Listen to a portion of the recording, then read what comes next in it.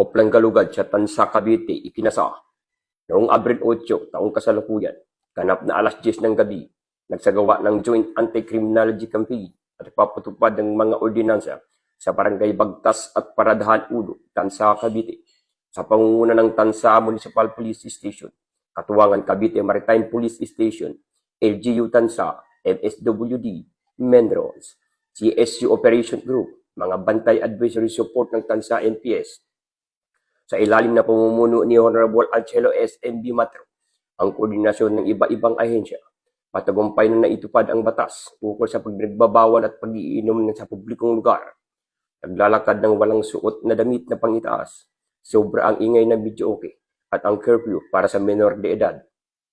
Bunga nito, naitala ang kabuang 65 paglabag, kabilang ang 20 pagliligarilyo sa publikong lugar, 12 paglalakad na walang damit na pangitaas, 3 ang paggamit ng pas na itinakdang oras ng videoke, 25 menor de edad o paglabag sa curfew, at 5 paglabag sa trapiko. Ang mga nahuling menor de edad ay maayos na i-turn over ng MSWD at ang kanilang barangay habang mga nasa hustong gulang sumailalim ng profiling at binigay ng babala. Ang operasyong ito ay patuloy na matibay na koordinasyon, pagkakaisa at malasakit sa bawat ahensya.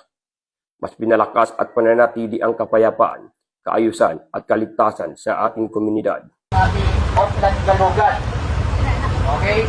Ito po ay sang-ayon sa pag-uutos ng ating SILG, DILG Secretary John Vic Limulia, at of course, sa pag-uutos na rin ng ating Mayor S.M. Matro, kung saan ang gusto din nila ay maging bawat barangay sa Tansa maging maayos.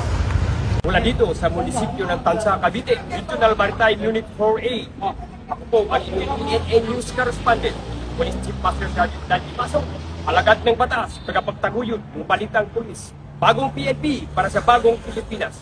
Serbisyong mabilis, sapat at nararamdaman.